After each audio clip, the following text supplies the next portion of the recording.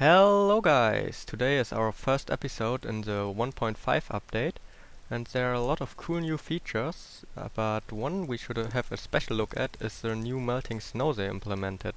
So yeah, since our world is mainly built out of snow, that might be important for us. So let's get out into a test area and see what we can do with it. Normal snow blocks like this one over here of course still don't melt, but in 1.5 you can obtain these stackable snow layers, and at first we should craft a few of these. So it's just like if you would craft snow half slabs, so 3 snow in the crafting field. And by the way, that's another cool new feature. If you click the left mouse button and hold it down, you can draw in the crafting field with the items. And yeah, the same thing also works with the right mouse button, but then you only drop a single item in the slot. So I hold down right click now, and you can see I put one item in each slot. So yeah, we should craft a few snow layers. And over here I already stacked all the sizes of snow layers, so let's see how high they are. Okay, the smallest one is just as a floor, then 1.25 more. Oh, okay, it's 1.25 per snow layer, and the fully stacked one is lower than a full block. So this is a snow block here, and this is a snow layer. So the snow block is at Y70, and the snow layer is a little bit lower. So that's also interesting. If you place another snow layer on the full stacked snow layer, so we got the snow layer block, let's call it this, and the snow layer on top, then it's the same size as the normal snow block. So it's at 70 now, and the snow block as well. Oops, and I removed it. Yeah, and you stack them by just placing them on top of each other. There we go. So, from the redstone, this full stacked snow layer behaves mainly like upside down half slab, so it's not letting redstone power through. You also can place rails and redstone on top. It's a little bit hard to place redstone on top, because if you try to place it, it just replaces the snow layer. But let me just pull that up again. If you have a block next to it, you can place redstone on top. You see it's not the block is transparent, so it's not getting powered from the repeater, and the redstone is not getting powered. If I would remove this lever and place it over here, you can see the redstone is going up. It would do the same thing with an upside down half slab.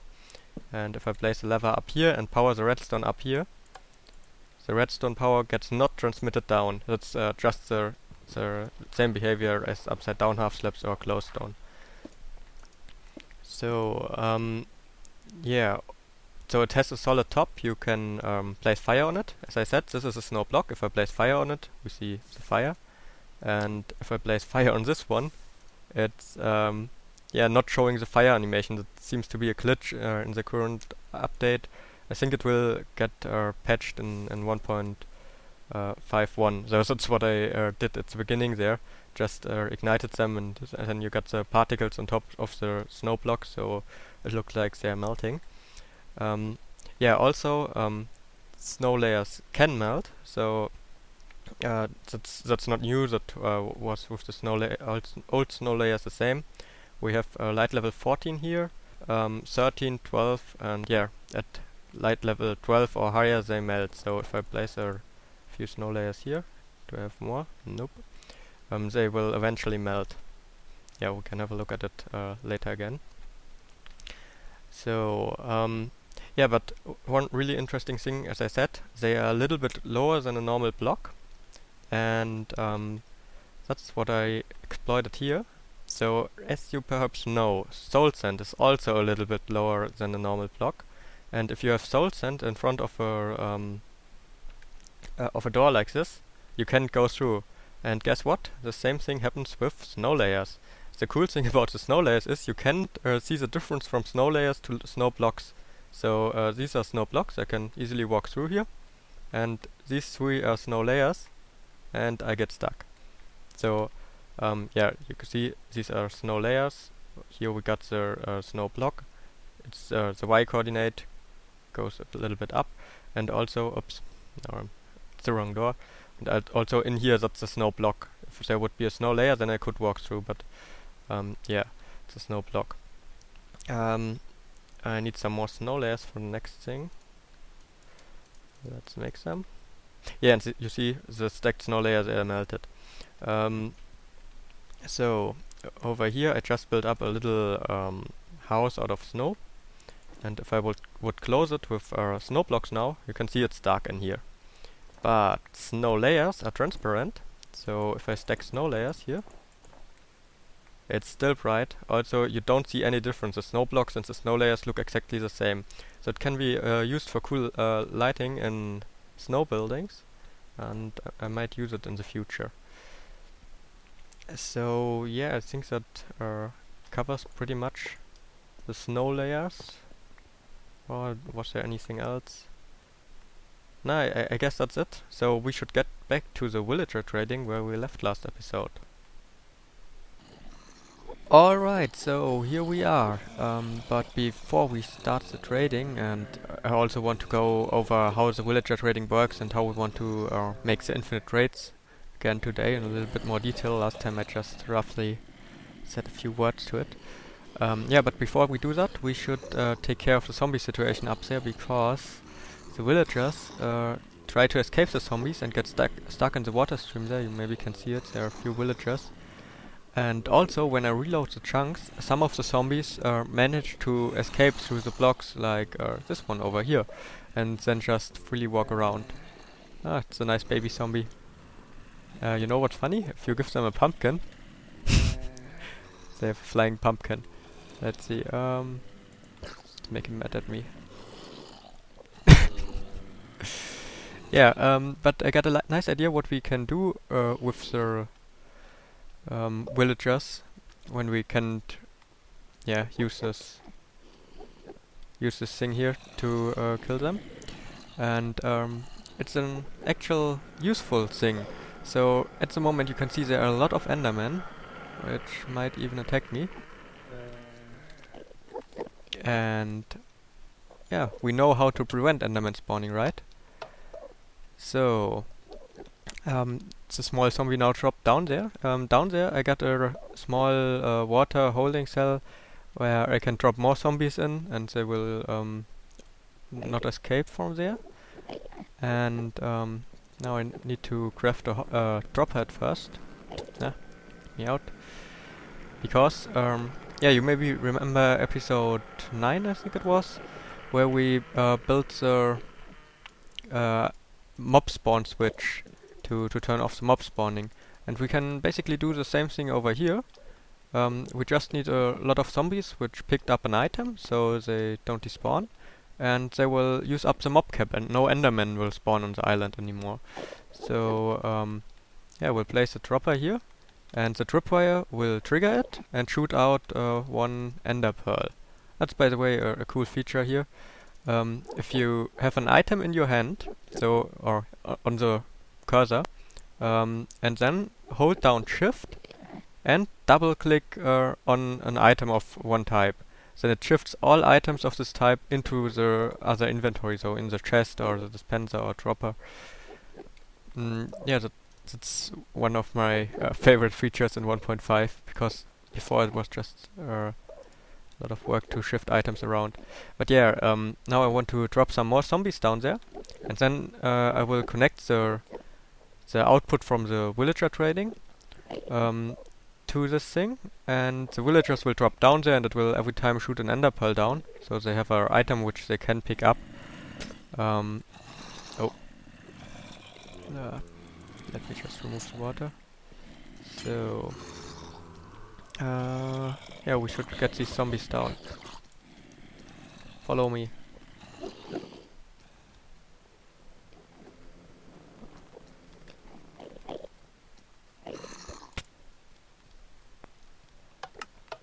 Yeah, you can see it shot out an ender pearl. Actually, I will take them out of this dispenser. On out of this dropper for now, so we don't shoot in more ender pearls than we need, because all the zombies in there already got an item, mostly rotten flesh.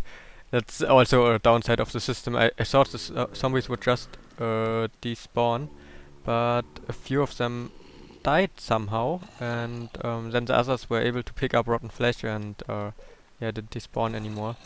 So they would accumulate there over time, and we don't want that to happen. So there are 2 more down. Let's see. I would say we kick all of them down. Oh, this one has no item.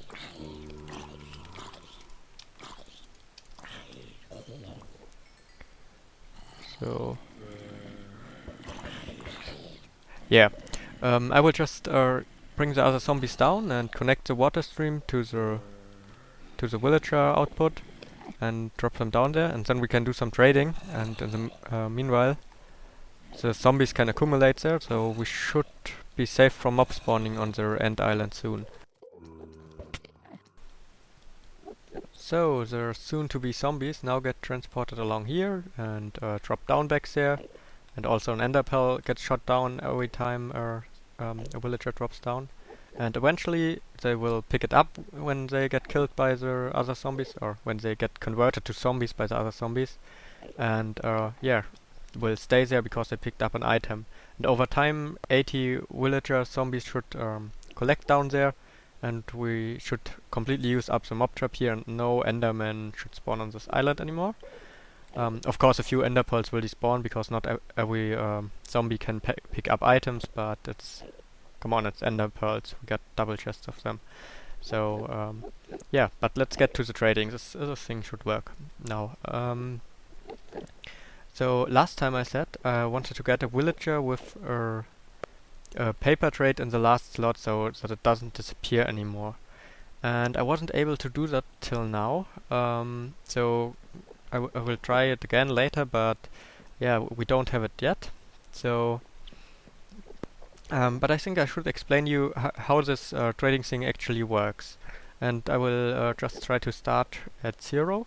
So the first thing you see is the villagers got different professions, like this one is a blacksmith, librarian, then we got a butcher over here. Let's look at me. Let's see, also there's a farmer, I think I got one here. Yeah, that's a farmer. And the priest. And each villager of each profession of villagers has own kinds of trades. So, for example, I put down the trades for a librarian over here. A librarian can have 9 different trades, and it works like this. So we give him paper and get emeralds for it. So the numbers doesn't really matter. I think it's 24 to 31 paper we have to give him for 1 emerald, but the numbers are not important now. It's just to see what we can trade. Also, we can sell books for emeralds, or written books, or 1 written book for an emerald. And yeah, we can buy these things, and also can buy these things or sell gold. Yeah, and for a librarian, as you can see, it's 9 trades. And for the other professions, there are different kinds of trades, and also a different amount of possible trades. So I wrote them down here. For the farmer, it's 14 different kind of trades. Librarian is 9, priest is 13, blacksmith is 26, because you got all the iron tools and diamond armor and iron armor and all this stuff. For the butcher, it's 11 different trades. And yeah, a villager can only have each possible each trade offer one time. So one time. So yeah, it can't happen that a librarian got two times the paper trade. He can only have each of these offers one time. So now the uses of a offer is limited. So the number of uses is between 3 and 13. If the offer is not used yet, so if it's a new offer, if it wasn't deactivated, then it's always 8, but the number is between 3 and 13 all the time. So for example, this villager sells us paper. I haven't used this trade yet. You can see he only got this one trade, and now it will have 8 users, so we should have 8 emeralds, and then he will stop buying our paper. Let's see if it's right. There we go, 8 emeralds, and yeah, it's not working anymore. You see I'm clicking and it's just topping up again. So yeah, now this trade is used up and deactivated. Also, you see he has no other trade, so this trade is the last trade in the row of offers. And let's see what I wrote down about that. So yeah, after the 3 to 13 users are used up, the villager will deactivate the trade. But after you use the last offer, two things will happen. So the first thing is he will reactivate all trades, so all the offers he has. That only happens if the villager has more than one offer. So for this villager here, it will not happen because he only got one offer. So you see the trade is still activated, still deactivated. But if you would have 2 offers, so now he got 2 offers. If we would now trade this offer here, he will reactivate all the trades. So this one and also this one. So yeah, that's the first thing that happens. He reactivates all trades and sets the users to a number between 3 and 13 again, basically. So the second thing that happens is that the villager tries to get a new trade offer. And there can different things happen when he tries that. So we know what happened for this one. He got a new offer. He got the compass now. But there are 2 other things that could happen. So the first thing is he gets a new offer, like this one. And the second one is he already has the offer and replaces it. So, for example, if this villager would have gotten a paper trade again instead of the compass, so he would have gotten, let's say, this trade with 24 paper instead of 26, then he would have replaced it. And that's important, he only replaces a trade if you have to give him less items with the new trade. So the old trade here got 26 paper, and if the new one would have 24, he would replace it because the new one is better. At least the game thinks it's better, and yeah, in this case it's true, but it could also happen for enchantable books, that the enchantment also changes, and then it's not necessarily better. So the third thing that can happen is that he already has the offer, but it doesn't replace it because the new offer isn't better than the old one. So, for example, the new offer he picked wouldn't be the compass one, but would be the paper one with 31 paper instead of 26. Then he wouldn't replace it. So yeah, that's the things that can happen. That's all. I don't have written down more in the book. Oops. And now, what does that mean? The thing is, they can have each of these trades only one time. And if you use the last trade in the villager, so the one in the last slot. So, for example, let's see. I got a villager with trades. Yeah. For this one would be the last trade because there isn't one to the right side. So if you use the last trade, then it does a reactivation of all the other trades. That means the last trade will not get deactivated because every time you use it, it reactivates all the trades the villager got before. And that means if we got a villager who got, let's say all these, let's say we got a librarian who got all these trades here, and as the last trade, the paper trade, and that's the one we want to get, the paper trade in the last slot. Then we can use the paper trade over and over again, and it will not disappear anymore. Now, the problem to get to this point where the paper trade is in the last slot, or the main problem, it's of course also, yeah, you have to buy all these things, also if you don't want them. But the main problem is this gold trade, because it's really rare. When the villager picks a new trade after you traded the last trade, it's not evenly distributed, or it's just more likely that you get, for example, the paper trades than the gold trade. And so it's really likely that you get the gold trade in the last slot because that's the one which is the least likely one. Yeah, so that's kind of the problem, that the gold trade is so unlikely.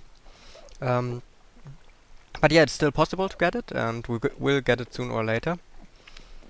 But for now, we got, for example, this villager here. That's one where I sell a lot of paper. You see the paper is blocked at the moment, but the last trade is this one. So there's still a chance that he gets more trades. You can see the gold trade is not in here yet. And also another trade is missing. I don't know which at the moment. Oh, I think the compass is missing. Yeah, the compass and the gold trade are missing. So eventually he will get another trade here, and then I will send him away. But for now, I can't use the paper trade because it's used up already. And now I just buy 4 glass. It's not too bad. It's only 1 emerald I have to give. Then I have to wait for 2 seconds because that's the delay a villager needs to reactivate the trades. And there we go. Oh yeah, and you see he got the compass. Now I can basically send him away. But now I can trade the paper trade again for a few times. Let's just do that. And there we go. It's used up. And now this villager, yeah, I won't trade with him anymore because he already got the paper trade in this slot and we wanted in the last one. But there's a compass and now only the gold trade would follow, so there's no use for him anymore. Where's there? Ah, there it is. So, yeah, as I said, I had no luck yet with the to get a perfect paper trade, but I did some trading and also stored a few of the emeralds. Most of them are reinvested to get villagers with the paper trade in the last slot. But yeah, these 6 stacks I saved so far. In these 2 chests I got what I bought from the villagers, hoping that they would get the paper trade in the last slot. So it's a lot of crappy stuff, like all this food. I don't need it. I mean, I got the cow farm and got unlimited steak basically. A few double chests, or no, I think I got 1 double chest of steak still stored, so there's no need that I buy it from villagers.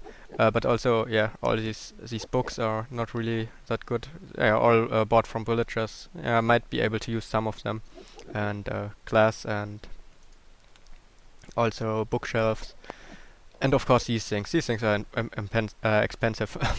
I think a clock is 10 or 11 emeralds. So yeah, 160 emeralds for these 16 clocks, and I don't need them at all.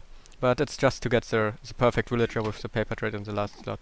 Also, I bought a lot of leather armor, and yeah, also bought a few diamond things. So these are the things I want to get with villager trading, for example, the diamond tools and diamond armor.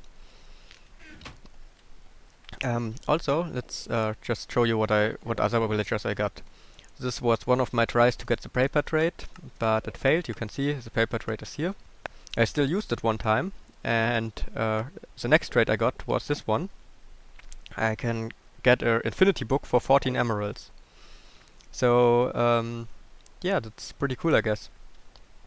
Also, there is a chance if I would buy a lot of infinity books, it might happen that this trade changes, because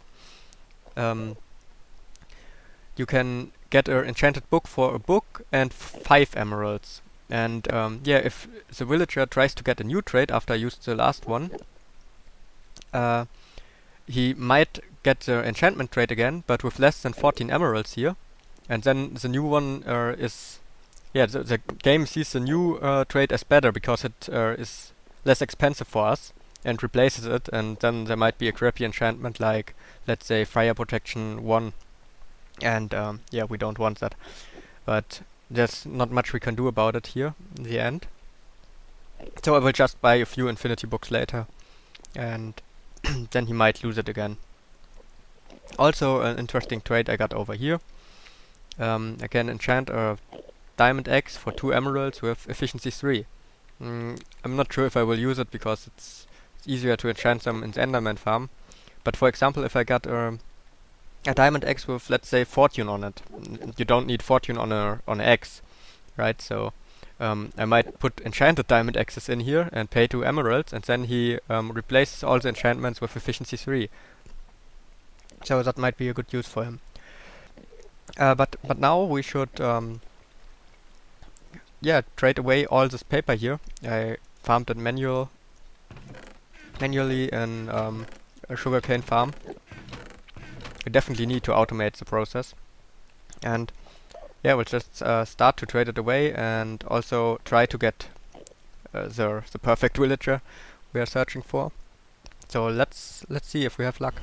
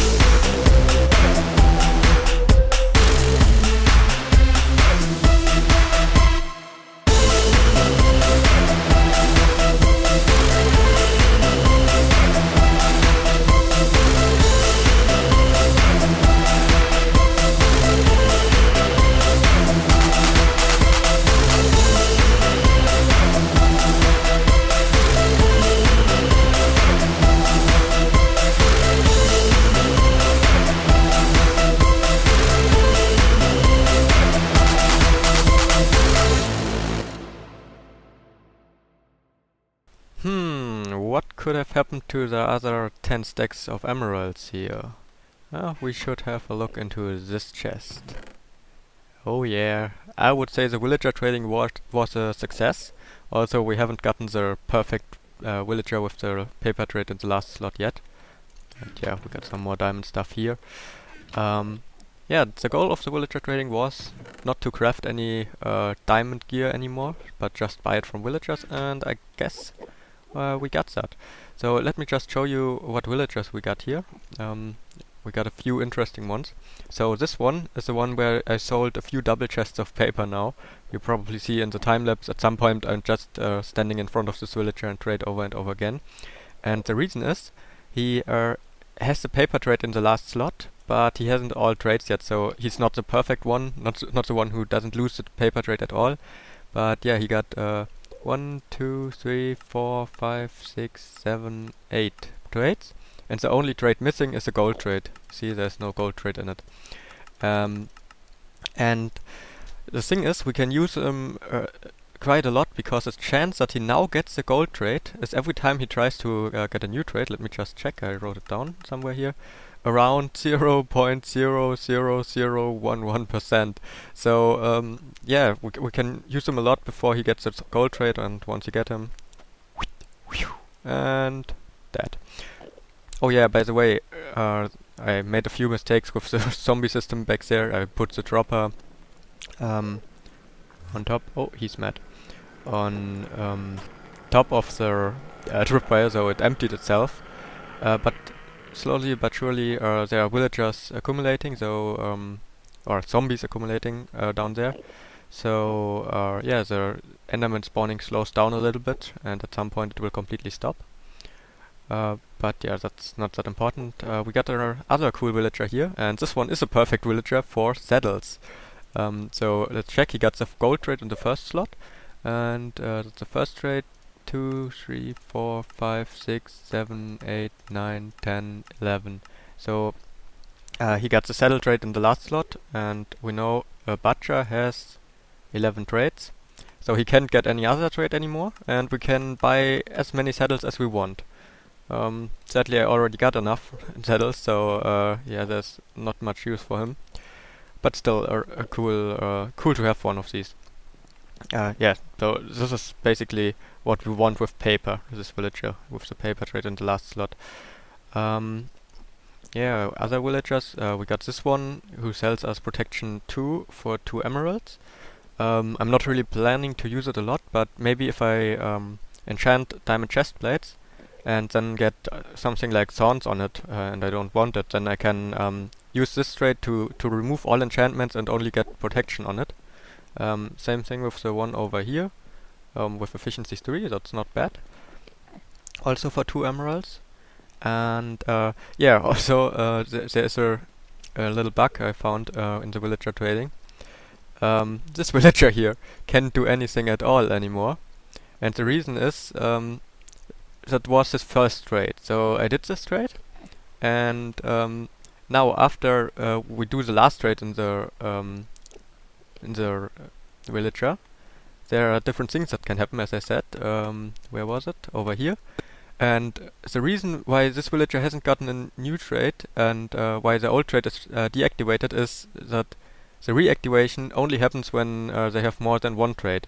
And then he tried to get a new trade, and instead of getting a new trade, he already had the offer and hasn't replaced it. And so it can happen that you get a villager like this, who can't trade at all, so completely useless. Yeah, let's send him away. The funny thing is, it happened 2 times to me. Also, it's really rare. Over here, it happened to another one. We can also send him away. Yeah, there's another trick how you can do these useless villagers. I don't know why you would like to do it, but maybe someone is interested. So let me just check. I got one which I could use for it here. Nope, not this one. Not this one. This one. So yeah, if I now use up this trade, there will be a 2-second delay before, let me just open the book, before the reactivation and the new offer thing start. So there's a 2-second delay after I close the trading GUI, and then he will get the trades reactivated, or he will not because it's the first trade, but then he will get a new offer or the chance of a new offer. And if you disconnect in these 2 seconds or unload the villager somehow in these 2 seconds, he will not remember that he needs to get a new trade. So let me just do that. I will use up this trade. And yeah, there we go. It's not working anymore. 8 emeralds. And now I will quit the game and open it again. And now the villager completely forgot that he has used up the trade and needs to get a new one. So that's another way to get these useless villagers. I don't know why you would like to have them, but still a funny glitch in the villager trading. Yeah, and I would say that's enough from the villager trading for now. Or there's one more thing I want to show, another way to keep the trades infinitely. Which is a little bit more, yeah, not really complicated. You don't have to get the offer in the last slot, but yeah, it's, I won't use it here, but maybe it's useful for some of you. But other than that, I would say we are done with villager trading. It was a success, and yeah, we should focus on other projects in the next episodes. So let's check out the last trick with the villager trading. So the second way to keep villagers from losing the trades is with a Nether portal. I set up this small breeding cell here. It's not an infinite one, it's just a normal little village, and cured some zombie villagers. and got this villager out here. He only has a book trait, but it doesn't matter which trait, it works with all of them. And now the idea is, um, if the villager gets transported through a portal, he will get recreated in the Nether, and the one we see here will get deleted basically. So um, the villager basically gets copied, and the old one gets destroyed. And yeah, the reason why we can use that to get infinite trades is if we trade with the old one, while he goes through the portal, then he doesn't exist anymore because he gets destroyed on this side. But a new villager exists on the other side, which is exactly the same as this one. So yeah, let me just show it. So yeah, I will destroy the minecart. If I can manage to do it. Don't want to jump down there. Let me just remove this block. There we go. And now, oops. So we're trading with the villager. He now went through the portal in the background, and we can still trade. Also, he's in the Nether now. So let's just take some of the, let's use the trade. You can see we can't use the book trade here anymore. But that's not saved in the villager. So all those things that usually happen after you use the last trade and after you use the trade so that it gets deactivated, all these things happen to a villager who doesn't exist anymore. Only his copy in the Nether exists now. So yeah, now we got the 8 emeralds. If we go to the Nether, we will see the villager there still has their book trade. Let's see. There we go. He still has it. We could do that the other way around and send him back. We need to wait a little bit because there's this delay, and do it again. And of course, it would also be possible to automate the system a little bit, that pistons push the villager into the portal instead of this manual water stream thing. But yeah, this way you can also keep trades, and yeah, they can change or anything. So it's just you basically clone the villager every time. Also, the old one gets destroyed. That's a pretty cool way to do it as well. Yeah, the delay was not over yet, so can't get teleported again, but we can.